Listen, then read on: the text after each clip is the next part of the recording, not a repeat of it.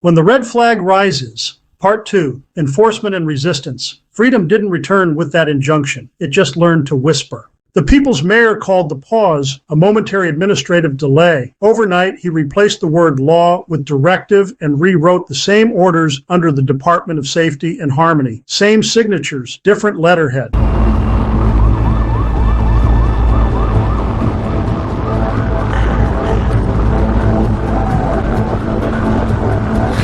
Mason, it's starting. They're raising the flags again. Rally Point Bravo confirmed. Moving tonight. That's our window. We move before they change their minds.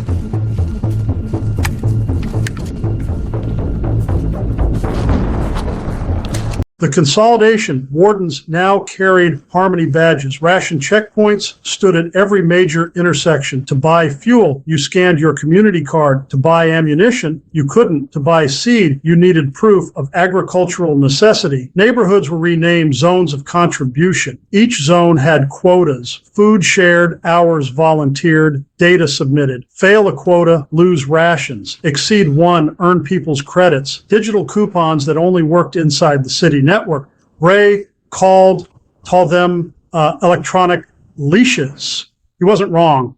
Information control, the Noise Preservation Act expanded. The city's broadcast grid played one news loop called The Voice of Unity. Everything else went silent. Private internet nodes throttled at the first banned phrase. Any wing that tried to fly alone was clipped. So the preppers doubled their mesh radios. They built relay balloons from helium tanks and Mylar, bouncing low-frequency bursts across rooftops. No central tower, no single point of failure. The people who once argued over ammo brands were soldering antennas together in garages.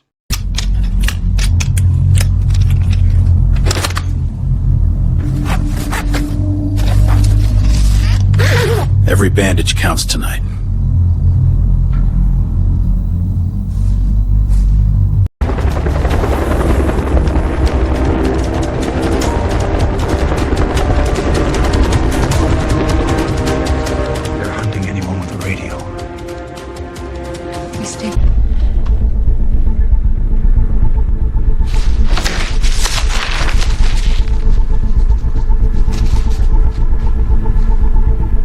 He ran before the first drop.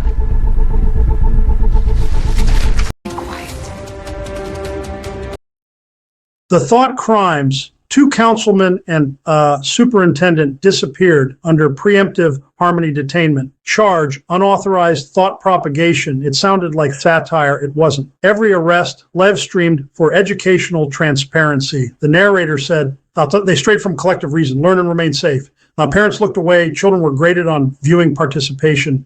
The schools, the civic education mandate deepened. Pre-K children chanted pledges about shared destiny. High schoolers studied the people's economy. Universities passed or failed students based on ideological attendance. Professors who objected were reassigned to field community instruction duty, teaching compost management in detention gardens. Lena withdrew her daughter and started home learning pod 7 in a church basement. Each lesson doubled as survival training, canning, first aid, civics, the Bill of Rights, the real one.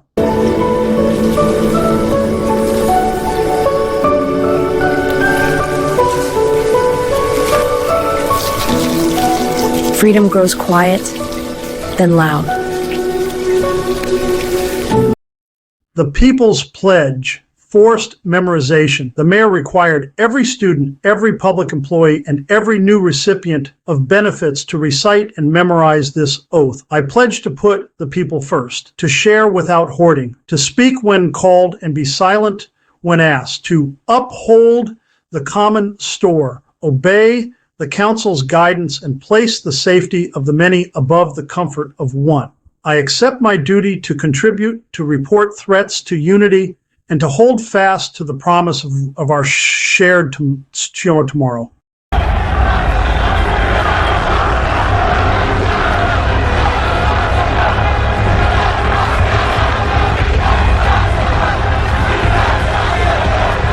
They're losing control.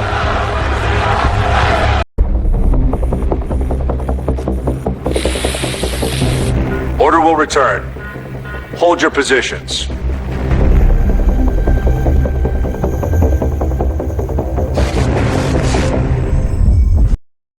Classrooms echoed it daily like a rote litany meant to become habit. When children stopped asking what it meant and only recited, the pledge had done its work. The Hotline 2.0. The hotline became mobile. A mandatory app named Neighbor Care installed itself during ration card renewal. Voice activated, it needed only one word, report. Reports could target anyone. Hoarders, dissenters, even silence itself. Every whisper fed a dashboard in City Hall. Complaints converted into inspections. Trust became a liability.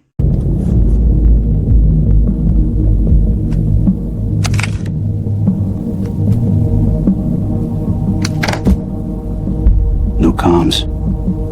No command. Only the mission. The Prepper Network expands. Mason, Lena, and Ray were no longer isolated survivalists. They were coordinators in a quiet federation of households. Medical Masons Clinic Zero trained new medics under the cover of first aid drives. Food, Lena's volunteers turned confiscated warehouses into greenhouses. Power and comms, Ray's team built rotating subnetworks. Encryption keys changed nightly, whispered over ham frequencies at exact minutes. The Heartbeat Network. Civil resistance. Every raid generated affidavits, photos, witness logs. When wardens seized property without warrants, packets went to sympathetic attorneys outside the city. Hundreds of complaints forced state judges to open review hearings. The people's mayor called them noise cases. We called them cracks in the wall. The human side. Curfews replaced birthdays. Gatherings required permits. Inside every hearing sat at least one volunteer documenting timestamps and signatures. Paperwork became resistance. Bureaucracy turned inward on itself. The provocation. Harmony wardens raided a community kitchen, calling it a black market restaurant. Footage leaked. An elderly woman zip-tied beside a soup pot. By morning, hundreds lined up, not to protest, but to file formal complaints. The regime's own system jammed under its weight. The mayor's response. He declared an emergency harmonization period. Checkpoints tripled. Curfew moved to 6 p.m. Digital ration cards recalibrated. That meant starvation by paperwork. Ray's network answered with supply drops labeled storm relief. They weren't lying. The storm just had a flag. When the mayor addressed the city on the big screens, he had the pledge printed behind him in big white letters. He told citizens it was their vow to a safer future and urged schools to speed the memorization. The screen went quiet, but for the words of the oath, repeated like a metronome.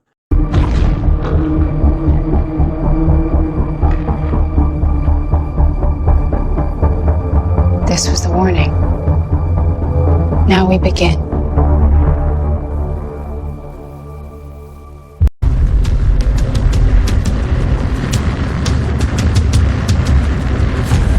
Signal holding.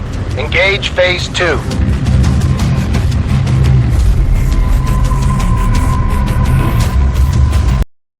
The broadcast. From scavenged radios, Ray rebuilt a transmitter inside the foil-lined school bus. Mason wrote the message. Lena recorded it. At 0200 hours, every mesh node relayed. Citizens of Mona Lisa City, safety isn't silence. Compassion isn't confiscation. You still have a choice. Act lawfully, document everything, help your neighbor. The people are still the people. The feed lasted 6 minutes, long enough. Every household replayed it for days. A blackout can't erase echo. The legal win, a state court accepted the avalanche of affidavits. Procedurally, that suspended enforcement of the Equity Directive and Noise Act. The people's mayor called it judicial infiltration. We called it law. The liberation of Mona Lisa City. Weeks later, the fictional President Rocco invoked the National Stability Act. He declared Mona Lisa City a zone of unlawful governance and authorized Task Force Phoenix to restore order. Ray's mesh map, Mason's triage list, and Lena's cash network became Phoenix's intel. For the first time, preppers were seen as local indigenous assets, citizens who knew the terrain. As of this hour, Mona Lisa City is under the Insurrection Act. All hostile local leaders are ordered to stand down and surrender peacefully. Federal forces will restore stability. No harm will come to those who comply.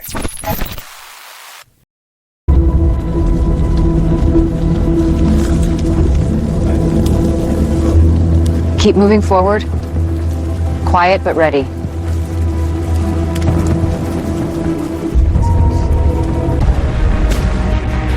give them hope on wheels.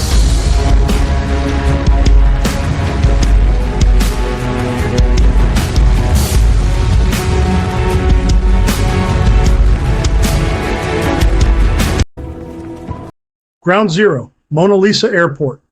Before dawn, the night was torn by the deep thump of aircraft and the slap of wind. Task Force Phoenix moved into position around the perimeter while a parachute battalion, the Skyborne Battalion, readied for an airborne insertion to secure the runways and prevent any forced escape. From the darkness came white blossoms, parachutes blooming against the gray, each carrying soldiers, radios, and fast roping gear. They hit the tarmac in disciplined pairs, boots skidding, webbing clinking.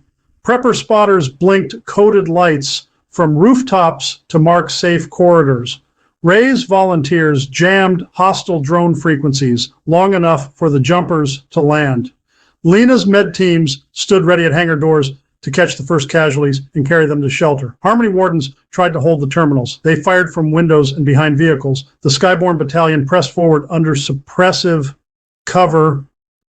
Armored transports rolled onto the apron. Mason's field medics pushed with the assault teams, treating both sides where they could because medics heal, not judge. A firefight lit a narrow arc over the terminal roofs. Smoke and diesel blew between rows of shipping containers.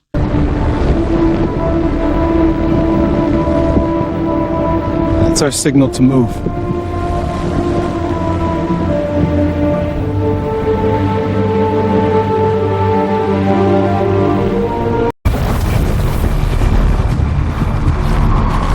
Wasp 1 to Eagle Lead. Visual on your element. Perimeter secure. Copy, Wasp 1. Good to be on the ground. Welcome to the party. We're moving to the rally point. Lead the way.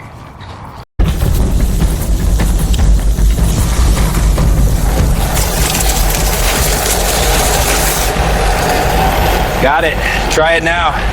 Here goes nothing. She lives again. Finally. In less than an hour, the Skyborne had cleared the main approach, secured control towers, and flagged a secure landing zone for follow-on forces. Aid planes rolled in, touching down on runways that were finally under a single authority.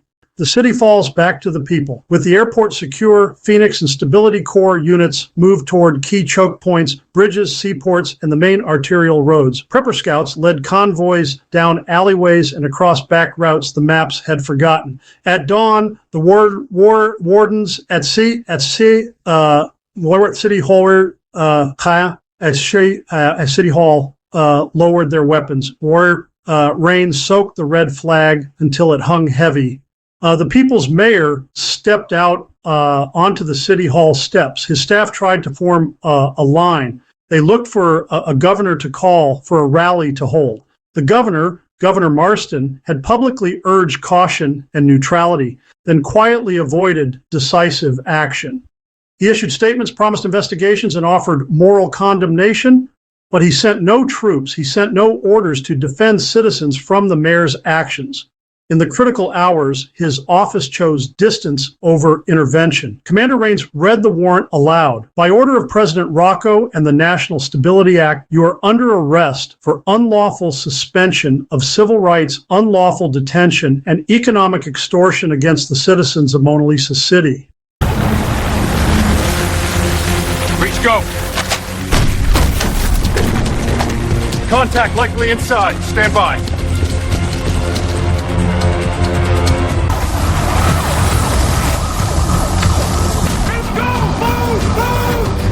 Lobby secure. Pushing east. Copy. Stay sharp.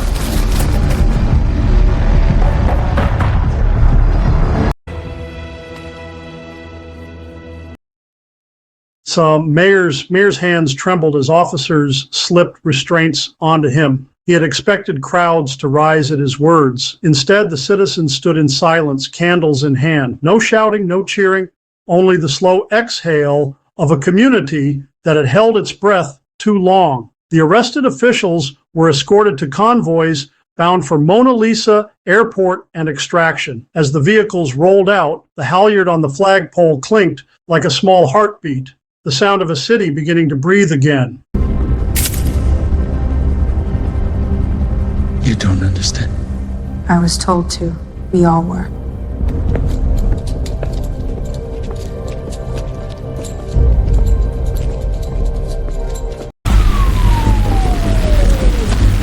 No one disappears again without witnesses.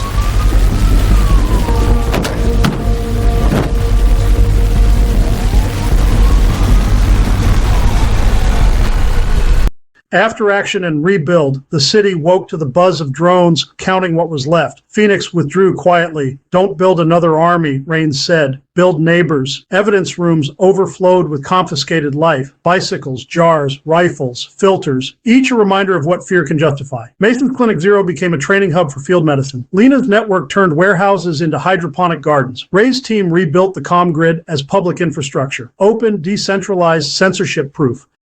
Personal epilogues. Mason still walks with his medic bag. Don't thank me, he tells patients. Thank the neighbor who learned how to suture. Lena teaches civic agriculture in the old indoctrination hall. Her daughter tends lettuce taller than she is. Ray founded the ARC Project.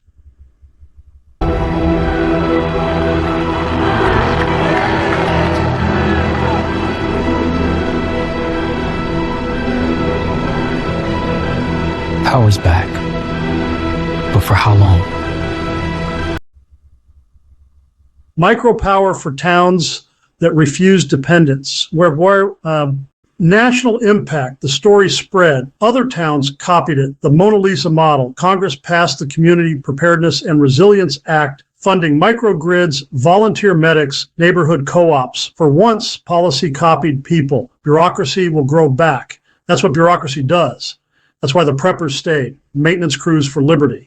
Prepper lessons learned. 1, you can't improvise community. Stockpiles matter, but trust matters more. 2, skills beat stuff. Tools rust, batteries die, knowledge scales. Learn it, then teach it. 3, documentation is armor. Paper, photos, timestamps. Truth lasts when memory fades. 4, redundancy saves lives. 2 power sources. 3, water plans. 4, comm channels. 5, legality is a shield. Know the law, use it. 1 injunction bought this city its breath. 6, never mistake silence for peace. When questions stop, liberty is already low on fuel. 7, train the next generation. Every child who can grow food or run a radio is a firewall against tyranny. 8, faith and patience are tools. Fear builds bunkers. Hope builds neighborhoods. A quiet morning. 6 months later, rooftops shimmered with solar panels instead of spotlights. A patchwork flag of neighborhoods lifted in a clean breeze. Children recited the pledge, the unedited one. Freedom looked fragile. That's how you know it's genuine. Final reflection, rebuilding is harder than resisting. Keep documenting, keep teaching, keep caring. Freedom doesn't vanish forever. It hides until people remember where they last saw it. When the red flag rises again, and it will somewhere, check your batteries, check your neighbors, start the radios. It only flies as long as people hold the rope. What you've just seen is a fictional account. A warning story about what can happen when you elect a communist or a democratic socialist. Remember that.